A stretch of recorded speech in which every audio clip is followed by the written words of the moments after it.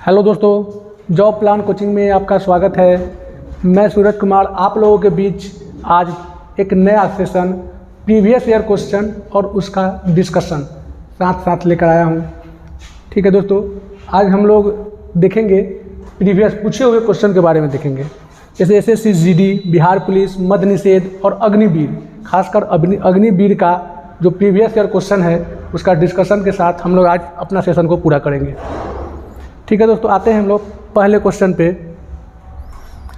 देखेंगे पहला क्वेश्चन है, पानीपत की पहली लड़ाई में बाबर ने किसे हराया था?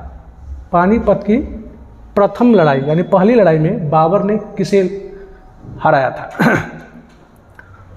इसका आंसर हो जाएगा दोस्त, आप लोग लगाएंगे दोस्तों, इसका आंसर बताएंगे। 5 सेकेंड का समय मिलेगा आप लोगों को, फिर इसका आंसर हम बताएंगे। ठीक है दोस्तों, इसका सही जवाब होगा इब्राहिम लोदी। इब्राहिम लोदी यानी बाबर ने इब्राहिम लोदी को पानीपत की प्रथम लड़ाई में हराया था। ये हुआ कब था? तो ये प्रथम जो लड़ाई था पानीपत की प्रथम लड़ाई हुई थी 1526 में। 1526 में पानीपत की प्रथम लड़ाई हुई थी। ठीक है दोस्तों, पानीपत की प्रथम लड़ाई।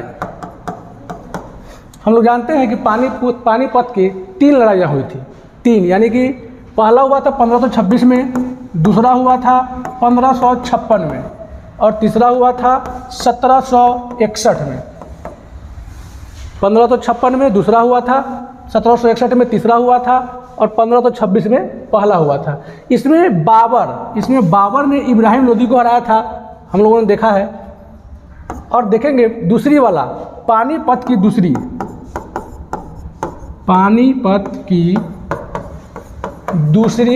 लड़ाई। पानीपत की दूसरी लड़ाई या युद्ध कहेंगे तो ये अकबर एवं हेमू के बीच हुआ था। पानीपत की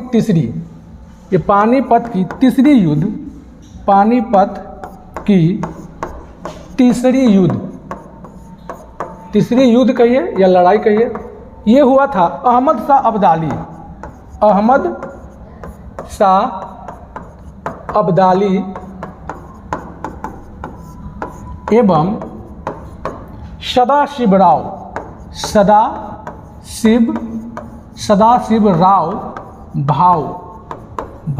सदाशिव भाव, ये दोनों के बीच हुआ था।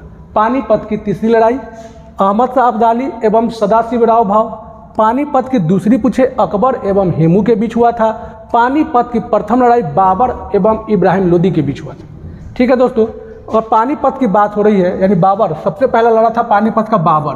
तो बाबर के द्वारा भी कुछ लड़ाइयाँ लड़ी गई थी, उसको थोड़ा डिटेल में देख लेंगे एक झलक।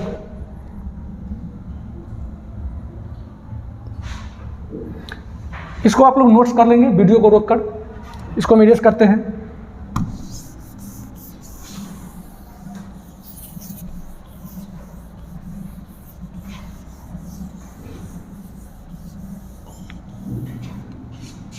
देखेंगे यहाँ बाबर की बात आई है तो बाबर के बारे में कुछ एक्सपेक्टेड क्वेश्चन जो हमारे एग्जाम में पूछ सकते हैं उसके बारे में देख लेते हैं कि बाबर जो है, बाबर का जन्म हुआ था। बाबर का जन्म 1483 ईस्वी में हुआ था। बाबर का जन्म 1483 ईस्वी में हुआ था और बाबर ने कुछ लड़ाइयाँ लड़ी थी। जैसे कि हम लोग एक ट्रिक के माध्यम से भी याद रखना चाहे तो रख सकते हैं। जैसे पहले लड़ाई लड़ी थी कौन कौन सा देख लेते हैं। पानीपत जो भी बताएं 1526, पानीपत 1526। दूसरा देखेंगे खानवा का युद्ध। खानवा का युद्ध लड़ा था 1527 में, सीक्वेंस में है, सीरियली में है। पानीपत, खानवा और चंदेरी का युद्ध 1528 में। ठीक है, और है इसका अंतिम युद्ध था घाघरा का युद्ध इसने 1529 में लड़ी थी। ये ईस्वी है चारों के ईस्वी। अब इसको याद रखना चाहे तो छोटा सा एक ट्रिक भी है, अगर आप लोग चाहते हैं कि ट्रिक से याद हो जाए तो देख लेंगे एक बार, अच्छा लगे तो ठीक है नोट्स कर लेंगे, ना तो आगे बढ़ेंगे हम लोग देखेंगे। पंखा, पंखा चला घर में, तो यहाँ देखेंगे प से यहाँ आता है आपका पानीपत, जो पहला बताया मैंने पानीपत। ख खानवा, च से चंदेरी, और घर से घाघरा रख लेंगे। और में से देखेंगे तो इसकी मृत्यु हुई थी 1530 में। 1530 में बाबर की मृत्यु, 1530 में बाबर की मृत्यु हुई थी। जन्म यहाँ पे हम बताया 1483, जन्म 1483 और मृत्यु बोले तो 1530। ठीक है दोस्तों, अब आगे चलते हैं अगले क्वेश्चन पे, नंबर 2 क्वेश्चन।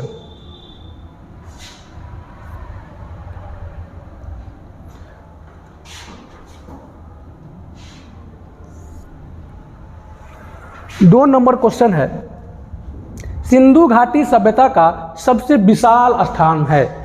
सिंधु घाटी सभ्यता का सबसे विशाल स्थान है, तो आप लोग आंसर लगाएंगे।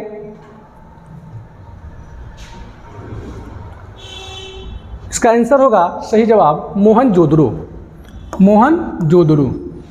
ठीक है, मोहनजोदड़ो, सिंधु घाटी सभ्यता का सबसे विशाल स्थान मोहनजोदड़ो है। अब मोहनजोदड़ो से अगर हम कुछ बात करें क्वेश्चन का,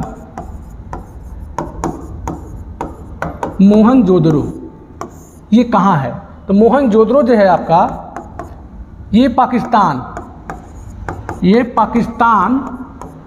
पाकिस्तान के लड़काना, पाकिस्तान के लड़काना जिले में स्थित है। लड़काना जिले में स्थित है।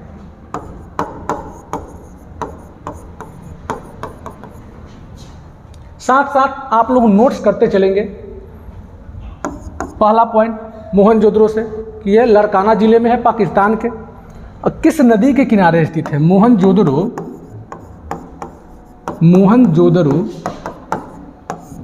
सिंधु नदी के किनारे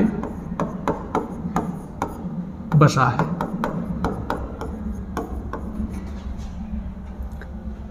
मोहनजोदड़ो सिंधु नदी के किनारे है। एक और क्वेश्चन आपका आता है कि मोहनजोदड़ो की खोज कब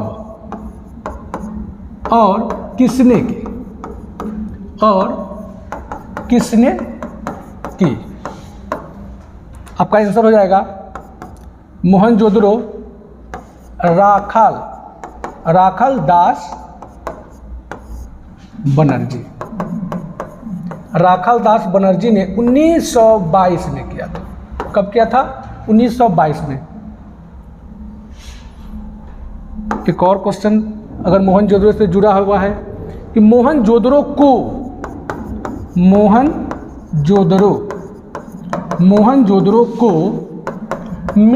का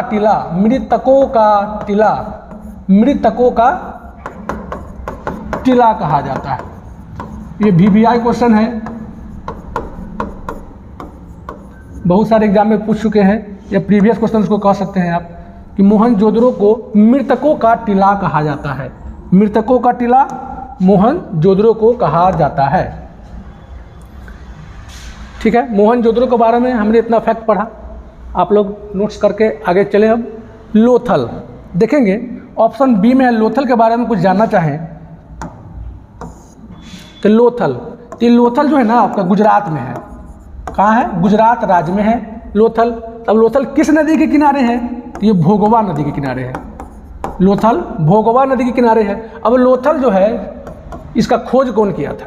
तो लोथल का खोज रंगनाथ राव ने 1954 में किया था।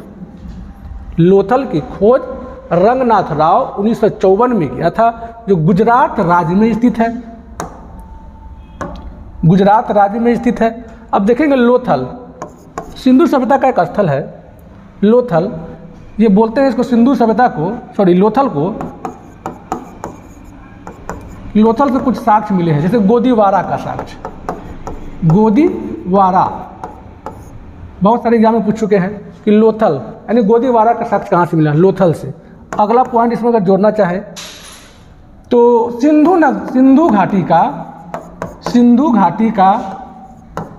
सिंधु घाटी का एकमात्र बंदरगाह या एक बंदरगाह या पतन नगर कहते हैं, पतन नगर किसको कहते हैं, तो लोथल को ही कहते हैं, लोथल। ठीक है, सिंधु घाटी का पतन नगर लोथल को कहते हैं। चलिए आते हैं अब कालीबंगा। तो कालीबंगा के बारे में हम चाहें अगर कुछ बताना, इसको रिवाइज करते हैं, आप लोग इसको नोट्स कर लेंगे।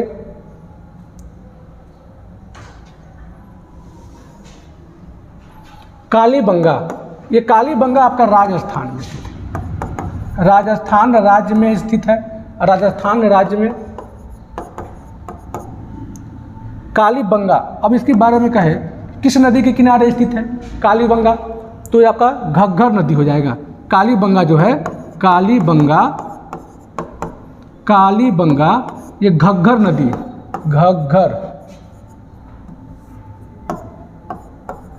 घग्गर नदी के किनारे है। प्राचीन काल में सब मतलब जब घग्गर नदी का नहीं था बात, प्राचीन काल में यह कालीबंगा जो था सरस्वती नदी पर बसा था।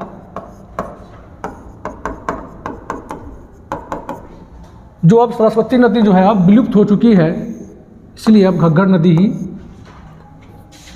के नाम से जाना जाता है। ठीक है, चलिए दोस्तों आगे चलते हैं, इसको आप लोग नोट्स कर लेंगे।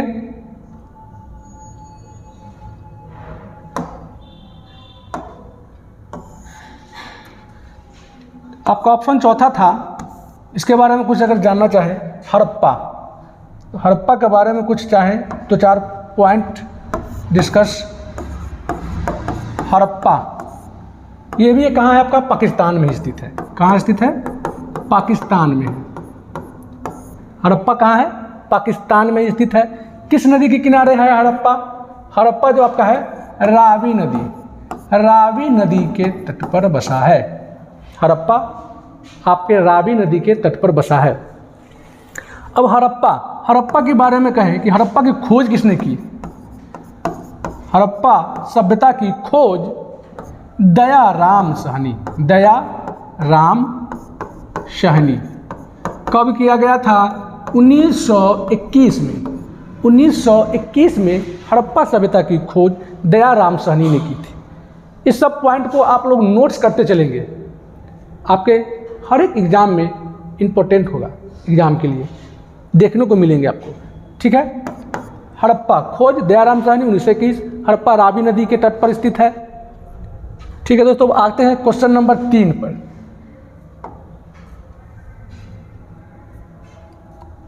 क्वेश्चन नंबर 3 है, देखेंगे आप लोग, इसको सॉल्व करेंगे।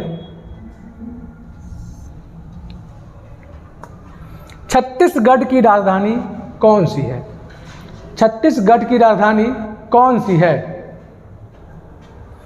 ठीक है दोस्तों, छत्तीसगढ़ की राजधानी कौन सी है, आप लोग आंसर कर चुके होंगे।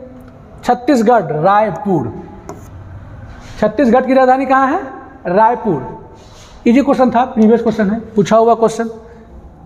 अब हम लोग चारों ऑप्शन में देखें कि भोपाल ये कहाँ की राजधानी है, तो भोपाल जो है आपका मध्य प्रदेश की राजधानी है भोपाल। भुवनेश्वर जो है आपका उड़ीसा की राजधानी भुवनेश्वर। रांची जो आपका है झारखंड की राजधानी रांची है। अब यहाँ मध्य प्रदेश की बात आई है, उड़ीसा की बात आई है, झारखंड की बात आई है, छत्तीसगढ़ की बात आई है। इस सभी राज्यों के बारे में दो चार फैक्ट हम लोग एक्स्ट्रा में देखेंगे, यहाँ पे आप लोग नोट्स कर लेंगे राजधानी वगैरह। अब देखते हैं आगे क्या है। छत्तीसगढ़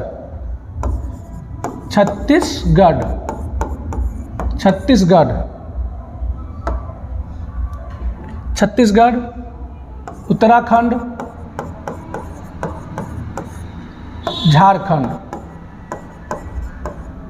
झारखंड।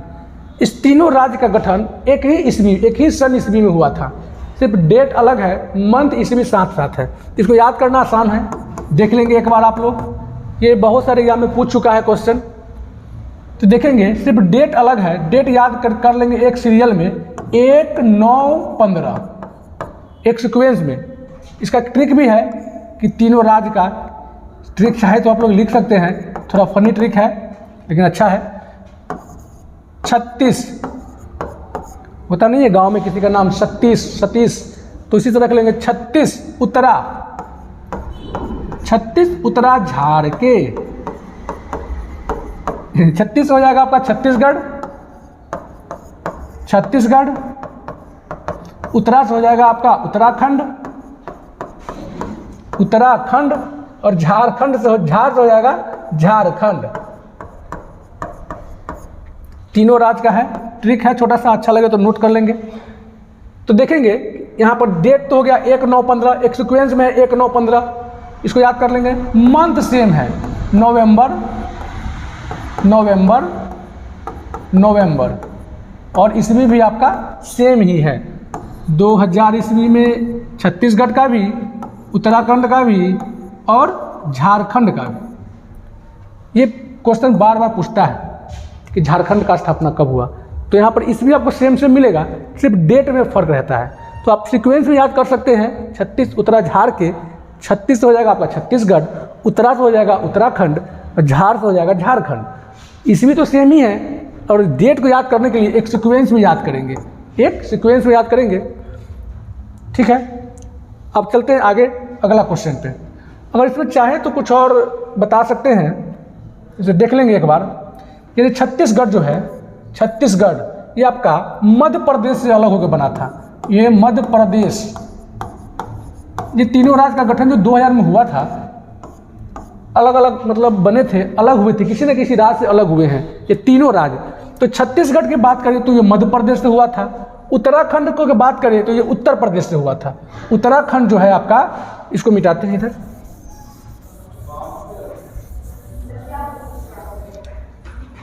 देखेंगे उत्तराखंड का कहाँ से हुआ था, तो उत्तर प्रदेश से उत्तराखंड का गठन हुआ था। झारखंड, अब झारखंड जब हम लोग जानते हैं कि बिहार से हुआ है, बिहार से हुआ आपका, झारखंड अलग हुआ था, ठीक है। चलिए आगे चलते हैं, अगले क्वेश्चन को देखते हैं। क्वेश्चन नंबर 4, आप लोग बताएंगे आंसर इसका क्या होगा, आप लोग बताएंगे। क्वेश्चन में पढ़ देता हूं। भारत का अधिक यानी सबसे अधिक जनसंख्या वाला राज्य कौन है? भारत का सबसे अधिक जनसंख्या वाला राज्य बताएंगे आप लोग। 5 सेकेंड का समय है।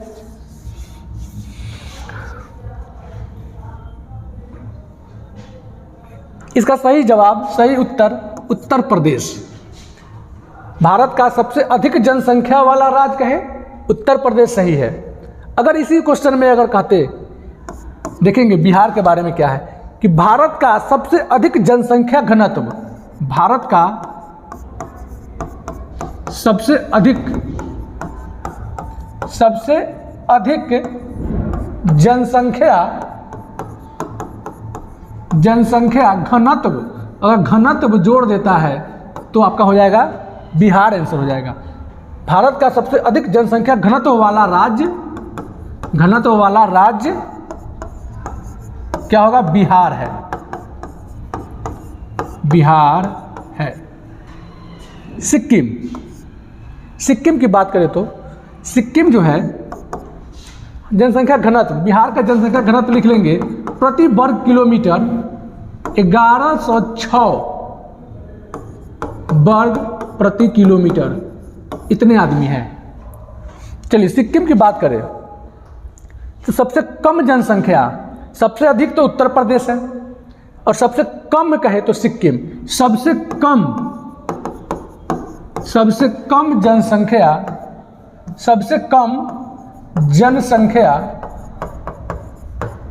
सिक्किम राज्य में है, सिक्किम राज्य में है, राज्य में है। सबसे कम जनसंख्या सिक्किम राज्य में है। सिक्किम, तो सिक्किम की बात आई है तो सिक्किम की राजधानी जानते हैं हम लोग कहाँ है, लिख लेंगे, नहीं जानते हैं तो राजधानी गैंगटॉक, गैंगटॉक, गैंगटॉक, सिक्किम की राजधानी गैंगटॉक। तो गैंगटॉक जो है किस नदी पर बसा है, सिक्किम की राजधानी गैंगटॉक किस नदी पर है, किस नदी पर है। आपका आंसर हो जाएगा रानीपुल, रानीपुल नदी के पास गैंगटॉक बसा है। ठीक है, आते हैं option 4, option D number option देखते हैं क्या है। अरुणाचल प्रदेश, इसको मिटाते हैं, आप लोग लिख लिए होंगे तो चलिए। अरुणाचल प्रदेश, इसकी राजधानी कहाँ है, राजधानी से भी क्वेश्चन पूछता है, इसलिए आपको राजधानी याद होना चाहिए। अरुणाचल प्रदेश की राजधानी ईटानगर है। क्या है, ईटानगर, ईटानगर। अब ईटानगर, ईटानगर की बात करें तो ये कौन नदी पर है, ईटानगर, ईटानगर आपके दिक्रोंग, दिक्रोंग नदी, दिक्रोंग नदी पर बसा है, या दिक्रोंग नदी के किनारे स्थित है, नदी के किनारे। ठीक है, दिक्रोंग नदी के किनारे। और जनसंख्या की बात करें तो सबसे कम जनसंख्या, एक क्वेश्चन है, लिख लेंगे इसको, सबसे कम जनसंख्या, सबसे कम जनसंख्या, जनसंख्या घनत्व, सबसे अधिक जनसंख्या घनत्व बताया हूं बिहार में है, सबसे कम जनसंख्या घनत्व अरुणाचल प्रदेश में है, सबसे कम जनसंख्या घनत्व अरुणाचल, अरुणाचल प्रदेश में है, सबसे कम जनसंख्या घनत्व अरुणाचल प्रदेश में है। कितना, तो 17 व्यक्ति पर वर्ग किलोमीटर, 17 व्यक्ति पर वर्ग किलोमीटर में है। इसको नोट कर लेंगे। अच्छा, बिहार के बारे में देख लेंगे कि बिहार की राजधानी, राजधानी कहाँ है, पटना, कौन नदी के किनारे है, गंगा, पटना जो है गंगा नदी के किनारे स्थित है।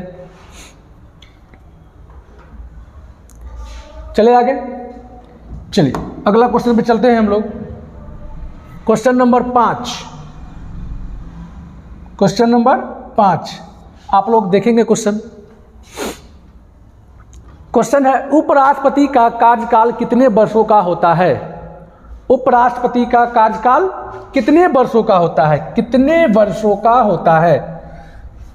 सही जवाब बताएंगे 5 वर्ष। उपराष्ट्रपति का कार्यकाल 5 वर्ष का होता है। तो आइए 2-4 देख लेते हैं कि और किस किस का कार्यकाल कितना कितना हो सकता है। उपराष्ट्रपति हो गया, आप लोग बताएंगे राष्ट्रपति, राष्ट्रपति का कार्यकाल, प्रधानमंत्री का,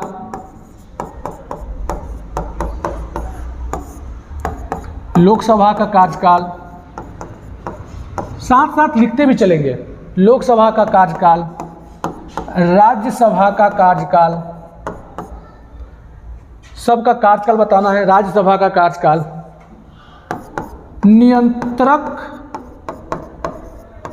नियंत्रक एवं महालेखा परीक्षक,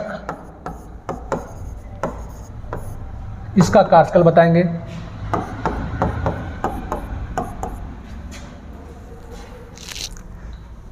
राष्ट्रपति का कार्यकाल आपका होता है 5 वर्ष का ही, प्रधानमंत्री का भी 5 वर्ष।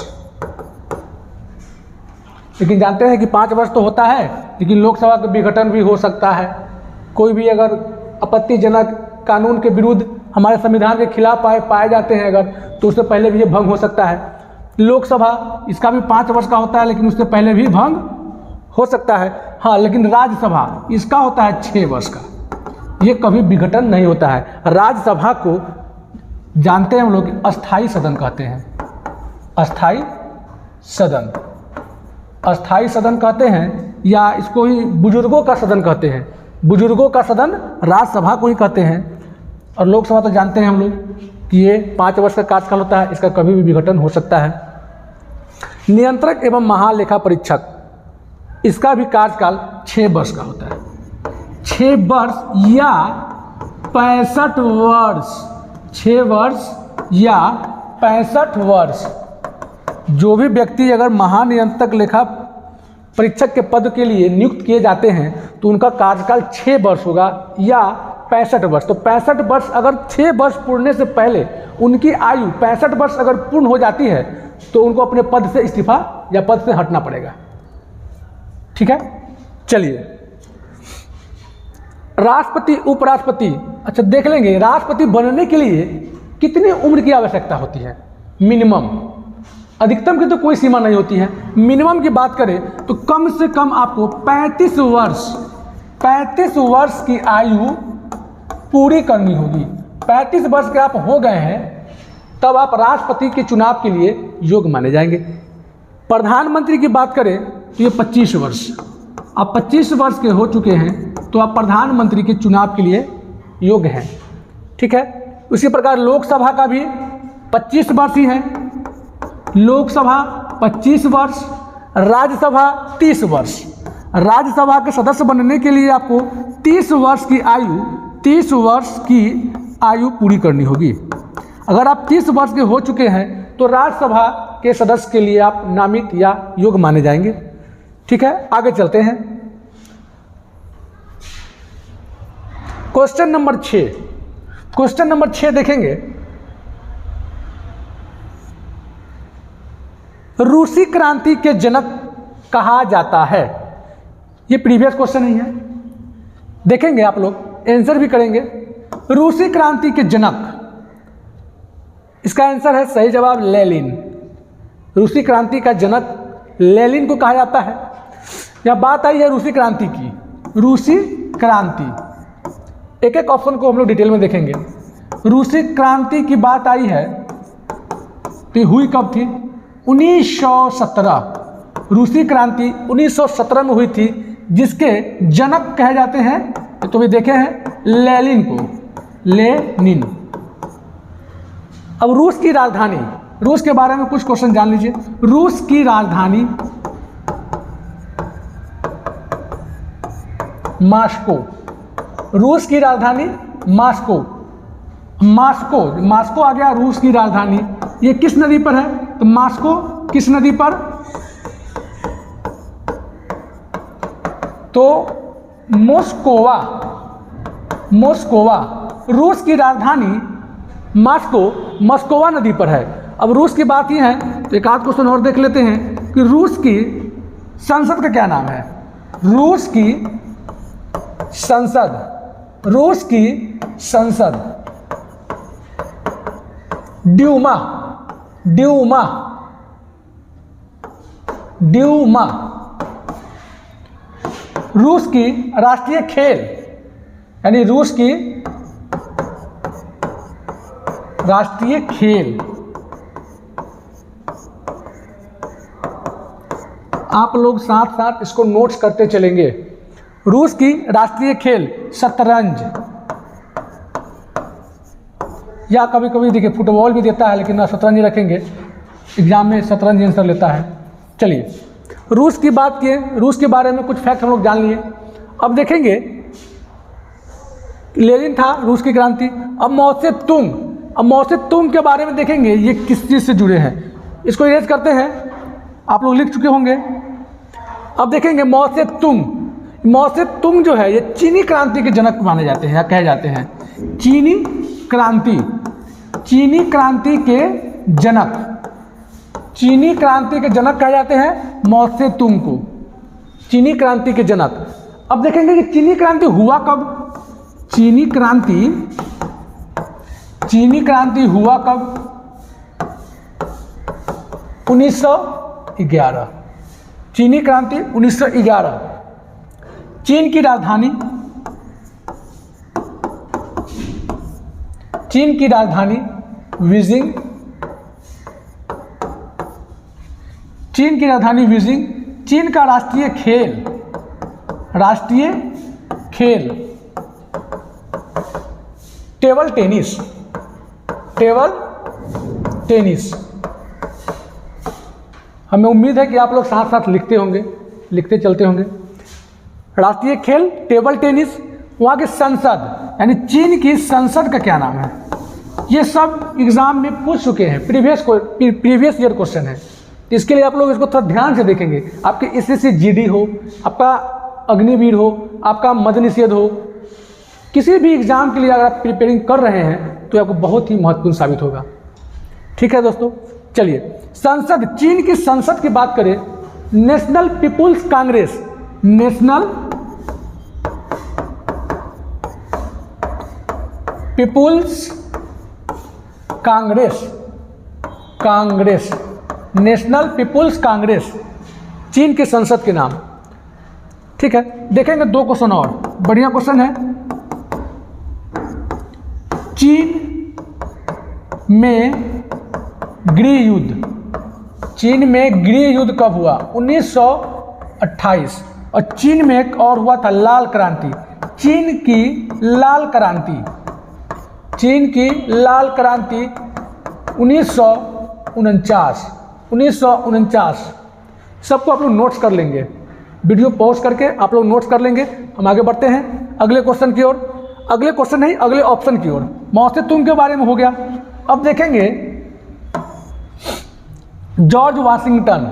तो जॉर्ज वाशिंगटन के बारे में बात किया जाए, जॉर्ज वाशिंगटन ये अमेरिका के प्रथम राष्ट्रपति थे, अमेरिका के प्रथम राष्ट्रपति थे, अमेरिका के प्रथम राष्ट्रपति जॉर्ज वाशिंगटन। एवं इनको ही अमेरिकी क्रांति का जनक, अमेरिकी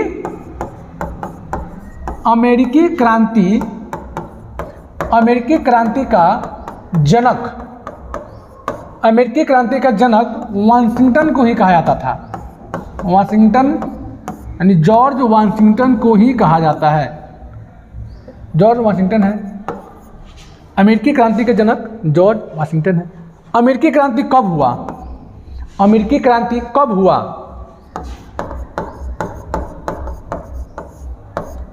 अमेरिकी क्रांति 1775।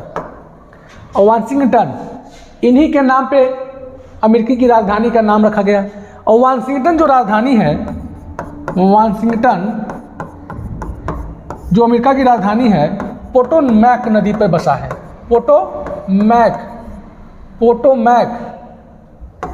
पोटोमैक नदी पर या किनारे, पोटोमैक नदी के किनारे बसा है।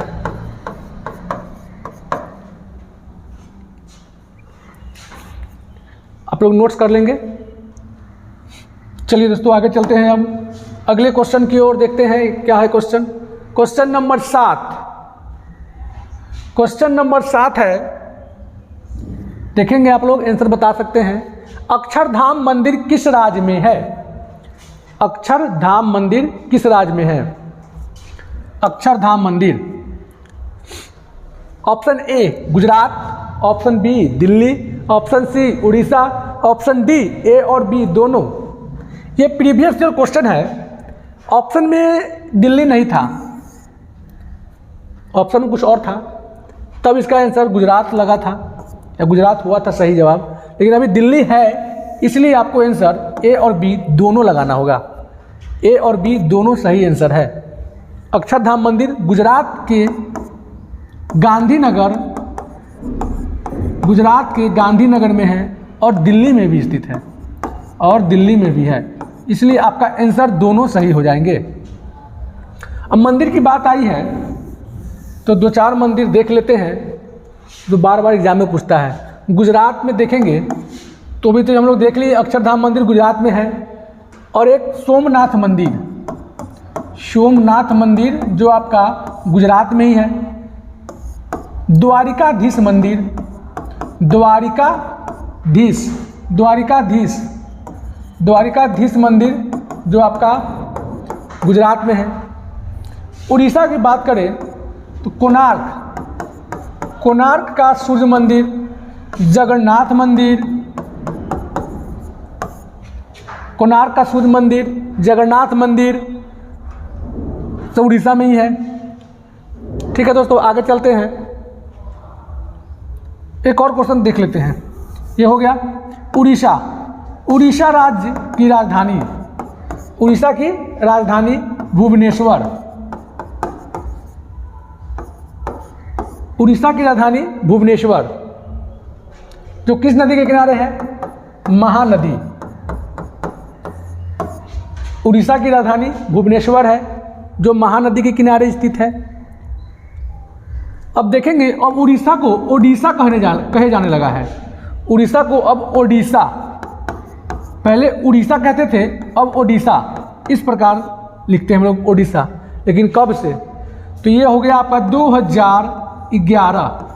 2011 से उड़ीसा का नाम ओडिशा कर दिया गया है। तो याद रखेंगे, ये पूछता है कि उड़ीसा को ओडिशा कब किया गया? 2011।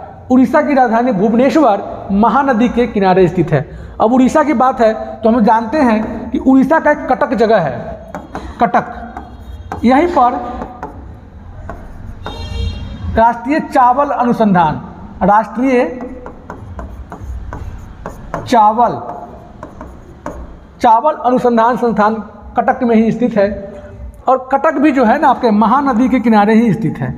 कटक जो है महानदी के किनारे ही स्थित है। दिल्ली की बात करें कि दिल्ली किस नदी के किनारे है? दिल्ली, तो दिल्ली आपका हो जाएगा यमुना, दिल्ली आपका हो जाएगा यमुना नदी के किनारे स्थित है। दिल्ली के साथ साथ देखिए, अगर यमुना के बारे में बात करें तो आगरा भी यमुना नदी के किनारे ही है, और मथुरा भी, मथुरा, आगरा, दिल्ली, ये तीनों आपके यमुना नदी के किनारे ही स्थित है। तीनों जो है यमुना नदी के किनारे स्थित है। उड़ीसा में देखिए भुवनेश्वर, कटक महानदी के किनारे है। चलिए आगे चलते हैं। अब अगला question, question number 8, VVI question, पूछा हुआ क्वेश्चन। आप लोग बताएंगे आंसर क्या होगा इसका। ईस्ट इंडिया कंपनी की स्थापना कब हुई थी? ईस्ट इंडिया कंपनी की स्थापना कब हुई थी? इसका सही आंसर हो जाएगा 1600। ईस्ट इंडिया कंपनी की स्थापना 1600 ईस्वी में हुई थी। 1664 को देखें अगर, 1664 में फ्रेंच ईस्ट इंडिया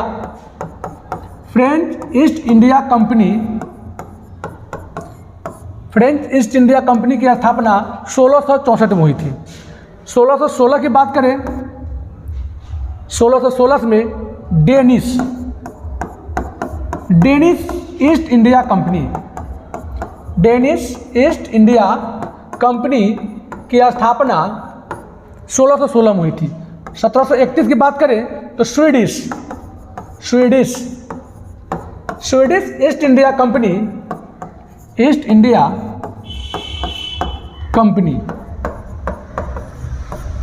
1731 में हुई थी।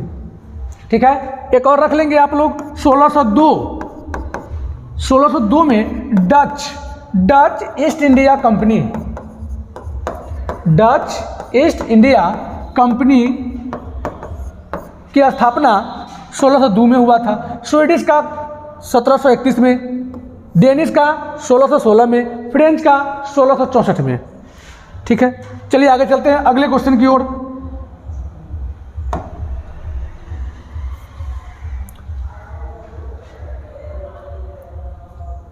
अगला क्वेश्चन देखेंगे, आप लोग जानते होंगे, आंसर बताएंगे। कंप्यूटर का आविष्कार किसने किया था? वेरी सिंपल क्वेश्चन है। कंप्यूटर का आविष्कार किसने किया था? आपका सही आंसर होगा चार्ल्स बैबेज।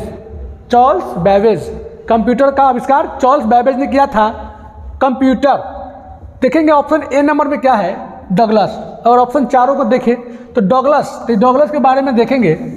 इन्होंने कंप्यूटर का जो माउस होता है, माउस का आविष्कार किया था। माउस का आविष्कार कौन किया था?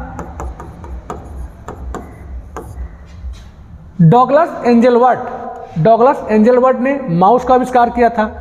कंप्यूटर का जान गए चार्ल्स बेबेज ने कंप्यूटर का आविष्कार किया था। थॉमस एल्वा एडिसन, सभी लोग जानते हैं कि इन्होंने बल्ब का आविष्कार किया था। बल्ब का आविष्कार थॉमस एल्वा एडिसन ने किया था। जेल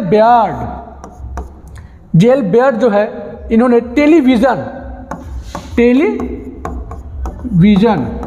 टेलीविजन का आविष्कार किया था। टेलीविजन का आविष्कार किया था जेल बेयर्ड ने। अब टेलीविजन से याद आएगा टेलीफोन। टेलीविजन और टेलीफोन में हमेशा कंफ्यूजन रहता है बच्चों को। देखेंगे तो टेलीविजन तो जान गए, जेल बेयर्ड। अब टेलीफोन आप लोग साथ साथ लिखते चलेंगे। टेलीफोन का आविष्कार अलेक्जेंडर ग्राहम बेल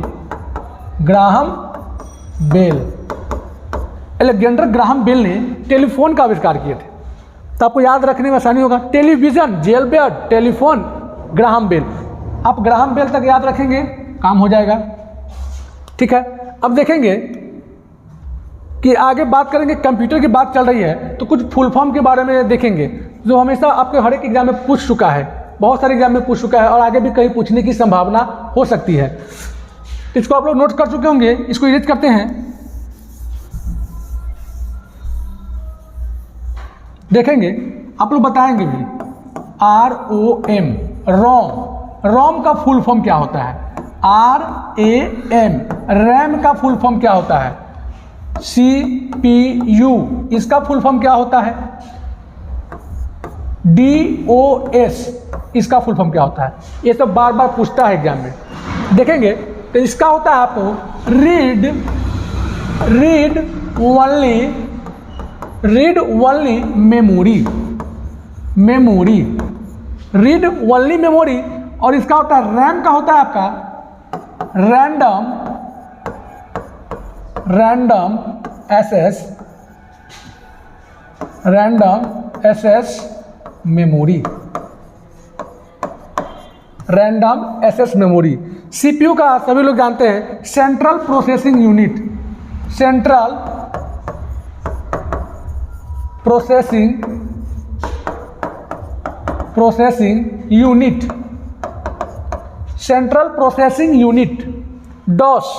डॉस का देखेंगे फुल फॉर्म डिस्क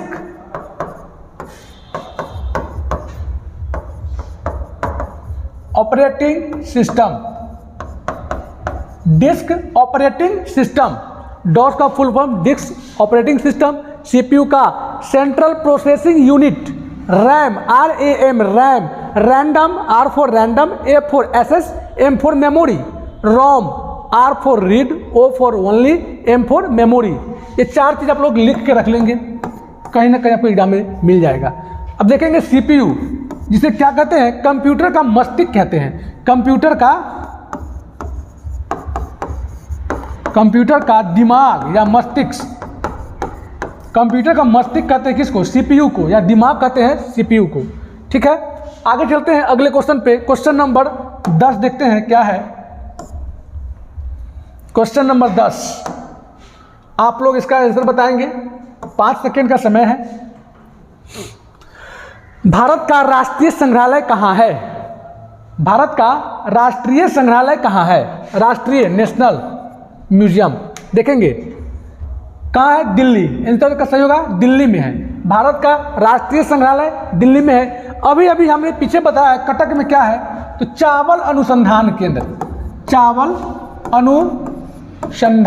अनुसंधान केंद्र कहाँ है?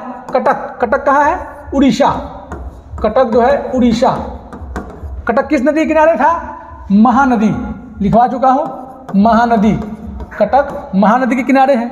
दिल्ली के बारे में बात करें तो भारत का राष्ट्रीय संग्रहालय दिल्ली में है और भारत की राजधानी भी दिल्ली में ही है। भारत की राजधानी दिल्ली बनी कब थी? 1911, याद रखेंगे। 1911 में दिल्ली प्रस्तावित हुई थी और 1912 में स्थानांतरित हुई थी, मतलब बन गई थी। भारत की राजधानी कलकत्ता से दिल्ली 1912 में स्थानांतरित हो गई थी। दिल्ली अभी जस्ट बताए हैं कि दिल्ली किस नदी के किनारे है, तो दिल्ली आपका यमुना नदी के किनारे है दिल्ली। साथ साथ बताए थे आगरा, मथुरा, ठीक है। आते हैं चेन्नई कहाँ की राजधानी है, आप लोग बताएंगे आंसर। चेन्नई आपकी तमिलनाडु की राजधानी चेन्नई है। तमिलनाडु की राजधानी चेन्नई है। चेन्नई किस नदी के किनारे है, तो आप लोग लिख लेंगे अड्यार। चेन्नई जो है अड्यार नदी के किनारे बसा है, ठीक है। अब कानपुर की बात करते हैं। कानपुर आपका उत्तर प्रदेश राज्य में एक शहर है। उत्तर प्रदेश का एक शहर है कानपुर। उत्तर प्रदेश का एक शहर है कानपुर, जो किस नदी के किनारे है। और कानपुर की बात करें तो कानपुर आपको जो है गंगा नदी के किनारे। अब गंगा नदी के किनारे बहुत सारे शहर बसे हैं, जैसे पटना, जैसे हरिद्वार, पटना, हरिद्वार, कन्नौज,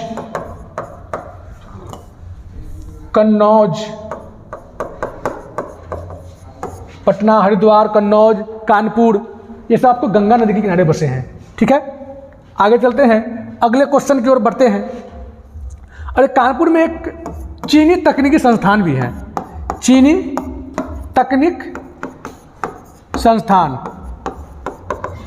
तकनीक संस्थान है जो कानपुर में ही स्थित है। बहुत सारे एग्जाम में पूछ चुके हैं, इसको भी आप लोग नोट्स कर लेंगे, ठीक है। आगे चलते हैं, क्वेश्चन नंबर 11। क्वेश्चन नंबर 11 है आपका, क्या कह रहा है कि कालाहारी मरुस्थल किस देश में है। कालाहारी बताएंगे, इसका सही जवाब होगा दक्षिण अफ्रीका। कालाहारी मरुस्थल दक्षिण अफ्रीका में स्थित है, ठीक है। कालाहारी मरुस्थल दक्षिण अफ्रीका में स्थित है।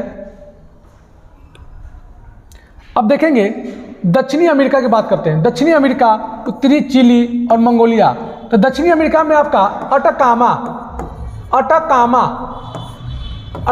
मरुस्थल, आपका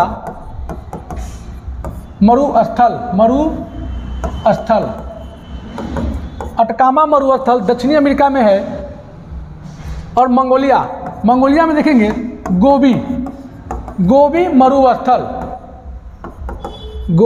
मरुस्थल आपका मंगोलिया में स्थित है, ठीक है। आगे चलते हैं, क्वेश्चन नंबर देख लीजिए। मंगोलिया की राजधानी उलान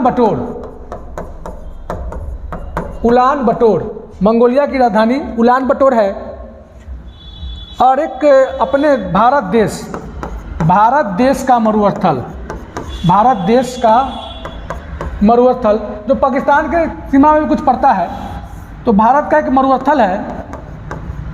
मरुस्थल देख लेंगे, इसका नाम है थार मरुस्थल, जो आपका राजस्थान, जो कहाँ है, राजस्थान राज्य में स्थित है। राजस्थान राज्य में है। भारत का एकमात्र मरुस्थल है थार, जो भारत के राजस्थान में स्थित है। अब राजस्थान की बात आई है तो बता दीजिए आप लोग कि राजस्थान की राजधानी कहाँ है। अब राजस्थान की राजधानी कहाँ है, राजस्थान की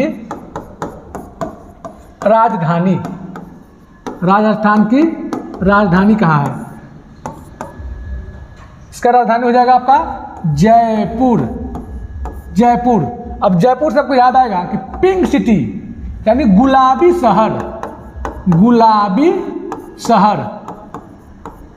शहर किसे कहा जाता है, तो जयपुर को। गुलाबी शहर जयपुर को कहा जाता है। एक क्वेश्चन है जो आपको हमेशा कंफ्यूजन में रहेगा या कंफ्यूज करेगा, गुलाबी शहर और गुलाबों का शहर। तो गुलाबी शहर तो आप जान गए कि गुलाबी शहर जयपुर, और एक है गुलाबों का शहर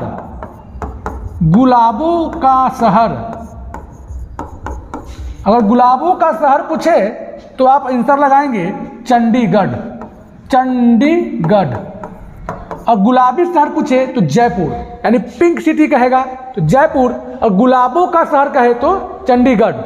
ठीक है, आगे चलिए आगे चलते हैं। Question number 12,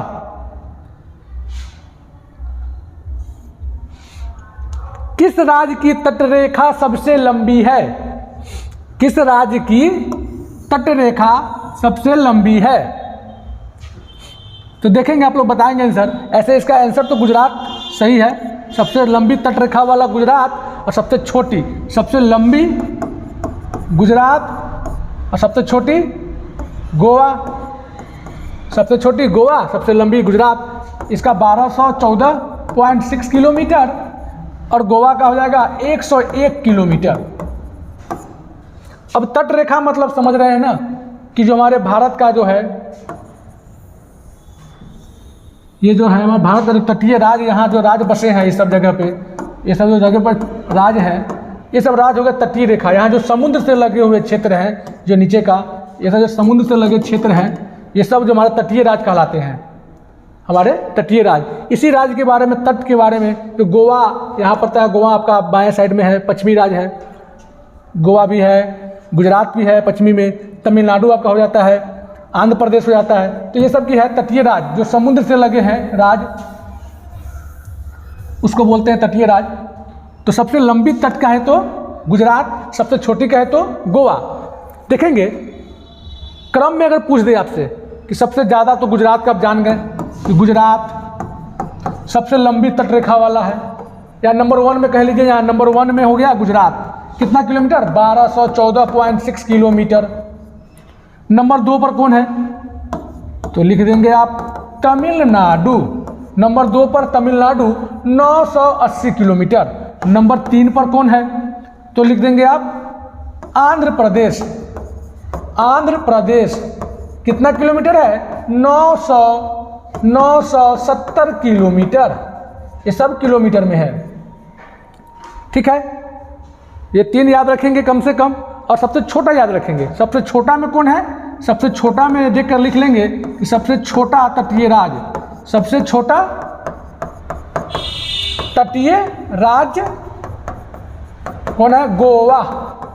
Goa 101 kilometre, 101 kilometre. ये सब नोट कर लेंगे। फिलहाल चलते हैं आगे हम लोग। ठीक है, आप वीडियो यूज करके रोक कर आगे देख लेंगे। चलिए question number 13। Question number 13, question number 13 आप लोग बनाएंगे, बताएंगे आंसर। विश्व का सबसे गहरा महासागर, विश्व का सबसे गहरा महासागर कौन है? विश्व का सबसे गहरा महासागर कौन है? आप लोग आंसर बताएंगे। इसका आंसर हो जाएगा प्रशांत महासागर। सबसे गहरा कहे तब प्रशांत महासागर, बड़ा भी कहे, बड़ा कहे, लंबा कहे, सबसे लंबा महासागर, सबसे बड़ा महासागर, सबसे गहरा महासागर, तीनों क्वेश्चन का जवाब एक ही होगा। क्या होगा? प्रशांत महासागर, प्रशांत महासागर। ठीक है, इसके मैं कुछ क्वेश्चन मैं बताना चाहूँ एक्स्ट्रा। तो प्रशांत महासागर, इसमें इसकी एक जलधारा है हम्बोल्ट। हम्बोल्ट जलधारा पूछता है कि हम्बोल्ट जलधारा किस महासागर की जलधारा है? तो हम्बोल्ट आपका क्या है? ये आपका प्रशांत का है। प्रशांत महासागर का जो सबसे बड़ा है, और सबसे छोटा महासागर का है, सबसे छोटा महासागर। तो हंसते हंसते आर्कटिक महासागर लगाएंगे। क्या लगाएंगे? आर्कटिक महासागर सबसे छोटा, सबसे बड़ा कहे प्रशांत महासागर, सबसे छोटा कहे आर्कटिक महासागर। अब देखेंगे कि ये तो जान गए हम्बोल्ट जलधारा किसकी है? प्रशांत महासागर की। हिंद महासागर की जलधारा की बात करें तो डिएगो गार्सिया, लिख भी लेंगे डिएगो गार्सिया जलधारा। डिएगो गार्सिया जलधारा किसकी जलधारा है? हिंद महासागर की। डिएगो गार्सिया हिंद महासागर की जलधारा है। ठीक है, अब देखेंगे आर्कटिक जान गए, सबसे छोटा महासागर, सबसे बड़ा जान गए प्रशांत महासागर। चलिए आगे चलते हैं, अगला question, question number 14। Question number 14 में देखेंगे, क्वेश्चन कह रहा है, ये पूछा हुआ क्वेश्चन है, प्रीवियस क्वेश्चन ही है। एक जनता एक राष्ट्र एक नेता, एक जनता एक राष्ट्र एक नेता, ये किसका कथन है? ये जो कथन है एक जनता एक राष्ट्र एक नेता होना चाहिए, ये कथन जो है आपका हिटलर, एडोल्फ हिटलर महोदय ने दिए थे। हिटलर ने दिए थे, हिटलर। अब हिटलर जो जानते हैं हम लोग, बहुत ही प्रख्यात आदमी थे। इनकी आत्मकथा पूछता भी है एग्जाम में। इनकी आत्मकथा का नाम है मीन कैम्प। मीन कैम्प, इसका अर्थ होता है मेरा संघर्ष, मेरा संघर्ष, मेरा संघर्ष, इसका अर्थ होता है मेरा संघर्ष। इनकी आत्मकथा। और एडोल्फ हिटलर की जान जन्म, इनकी जन्म कब हुआ था? तो इनकी जन्म हुई थी 20 अप्रैल 1889। ये इसलिए बता रहे हैं कि 1889 के दिन ही हमारे प्रथम प्रधानमंत्री जवाहरलाल नेहरू जी का जन्म भी 1889 को ही हुआ था, लेकिन डेट अलग था, 14 नवंबर 1889। अब इनकी बात करें एकाध पुस्तक की, तीनों ने भारत एक खोज पुस्तक जवाहरलाल नेहरू ने लिखे थे। इन्होंने ही कहा था कि हमारे जीवन से रोशनी चली गई है, महात्मा गांधी के मरने के बाद इन्होंने कहा था। चलिए अब बात करें कार्ल मार्क्स। ऑप्शन देखेंगे, ऑप्शन में कुछ डिस्कस कर लेते हैं, इस सबको हटा देते हैं, आप लोग नोट्स करते चलेंगे। चलिए ऑप्शन बी में देखेंगे, कार्ल मार्क्स का भी एक नारा था या कथन था कि धर्म अफीम के समान है। जो धर्म जो है अफीम के समान है, धर्म को अफीम से तुलना किए थे कार्ल मार्क्स। एक इनका पूछता है बार बार, इसलिए आपको लिखवा दिए हैं, लिख लेंगे आप लोग। अब देखेंगे अगला ऑप्शन विंस्टन चर्चिल में, कि विंस्टन चर्चिल के बारे में 2-4 क्वेश्चन देख लेते हैं, एक आध दो क्वेश्चन की। इन्होंने गांधी जी को क्या कहा था? अर्धनग्न फकीर। गांधी जी को अर्धनग्न फकीर गांधी जी को कहे थे, गांधी जी को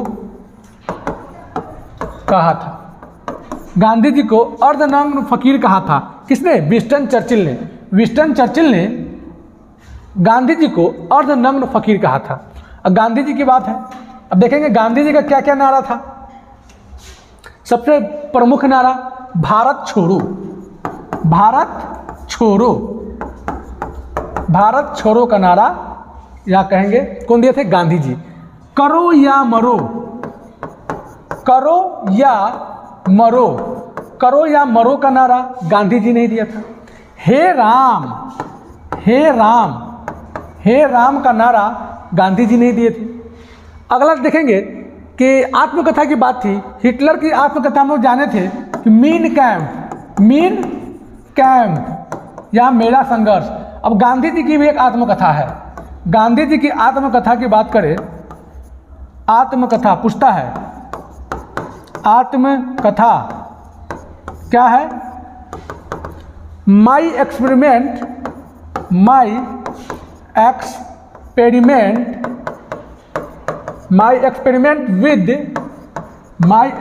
विद ट्रूथ। इसका अर्थ क्या होता है कि मेरे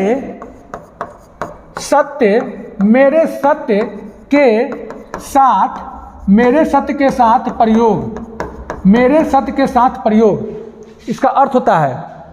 ठीक है, इसको नोट्स कर लेंगे कि गांधी जी की आत्मकथा माई एक्सपेरिमेंट विद ट्रूथ, इसका अर्थ क्या होता है कि मेरे सत्य के साथ प्रयोग। ठीक है, भारत छोड़ो एक आंदोलन था, करो या मरो का नारा दिए थे भारत छोड़ो आंदोलन के दौरान ही। हे राम। ठीक है दोस्तों, आगे चलते हैं। भारत छोड़ो आंदोलन का नारा किसने दिया था? किसने दिए थे? गांधी जी। करो या मरो, गांधी जी। हे राम, गांधी जी। चलिए देखते हैं 2 क्वेश्चन लिख लेंगे। गांधी जी का जन्म कब हुआ था? 1869। और उनका मरे कब थे, यानी मृत्यु कब हुई थी? 1948। 2 चीज़ याद रखेंगे, आगे चलते हैं। इसमें तो बहुत सारे क्वेश्चन हैं, लेकिन अभी नहीं, फिर कभी अगले वीडियो में देंगे। अब आगे question number 15, most VVI question, बहुत सा एग्जाम में पूछ चुका है। क्या क्वेश्चन है? सार्क के सदस्य देश कितने हैं? ये क्वेश्चन, लेकिन सार्क से रिलेटेड बहुत सा क्वेश्चन पूछते हैं। आज आपको सार्क से संबंधित कुछ महत्वपूर्ण क्वेश्चन आपको बता दिया जाएगा, ठीक है। देखिए पहला क्वेश्चन बताएंगे आप कि सार्क सदस्य के देश कितने हैं? सही जवाब 8। अभी सार्क सदस्य देश कितने हैं? 8 देश हैं सार्क में। अब सार्क की बात हो रही है तो सार्क का हेड क्वार्टर कहाँ है? यहाँ मुख्यालय बोलते हैं इसको, मुख्यालय। सार्क का मुख्यालय कहाँ है अभी? तो आप जानते हैं कि नेपाल देश की राजधानी काठमांडू, काठमांडू, नेपाल देश की राजधानी काठमांडू में सार्क का मुख्यालय स्थित है। अब सार्क का मुख्यालय तो जान गए, अब सार्क की स्थापना कब हुई थी? सार्क की स्थापना कब हुई थी? तो याद रखेंगे, पूछता है 8 दिसंबर 1985। 8 दिसंबर 1985 में सार्क की स्थापना हुई थी और इसका मुख्यालय नेपाल की राजधानी काठमांडू में स्थित है, ठीक है। अब सदस्य देश कि सार्क के सदस्य देश कितने हैं? तो ये बताया अभी कि 8 हैं। अब 8 देश कौन कौन हैं? एग्जाम में ऑप्शन देकर पूछता है कि निम्न में से सार्क के सदस्य कौन नहीं है, तो आपको 8 याद होना चाहिए। तो चलिए एक एक क्रम में एक ट्रिक के माध्यम से हम लोग इसको 8 देश को अच्छा से रखेंगे याद, जो कभी भी एग्जाम में छूटे नहीं। चलिए ट्रिक क्या है देखेंगे। ट्रिक, अच्छा ट्रिक है MBBS पीना, PINA, MBBS पीना, ये ट्रिक है, आप याद रखेंगे MBBS पीना। अब M फोर देखेंगे क्या है? मालदीव, मालदीव। B four Bangladesh, Bangladesh. एक और B है, यहाँ पर देखेंगे भूटान है। S फोर देखेंगे Sri Lanka, Sri Lanka. P four Pakistan, P four Pakistan. I four India, India. N four Nepal, A four Afghanistan, Afghanistan, Afghanistan है। A four Afghanistan. क्वेश्चन पूछता भी है कि सार्क का अंतिम देश, सार्क का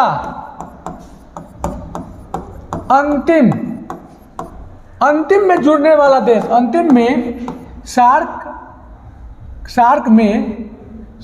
के अंतिम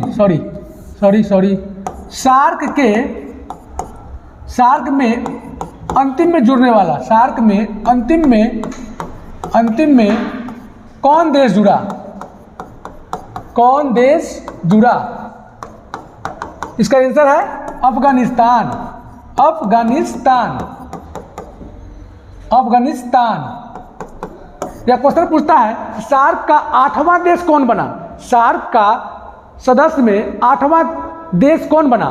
तो आपको 8वां भी कहेगा तो अफगानिस्तान ही आंसर लगाना है, क्योंकि अंतिम में अफगानिस्तान ही इसका सदस्य बना था सार्क का, ठीक है। यहाँ तक हो गया। अब अगर बात करें कुछ डिस्कशन के साथ चले तो कि मालदीव, तो मालदीव की राजधानी कहाँ है? मालदीव की राजधानी माले।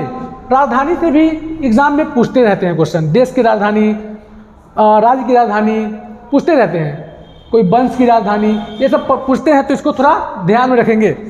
मालदीव की राजधानी माले, बांग्लादेश की राजधानी ढाका, ये सब आप लोग नोट्स करते चलेंगे प्लीज।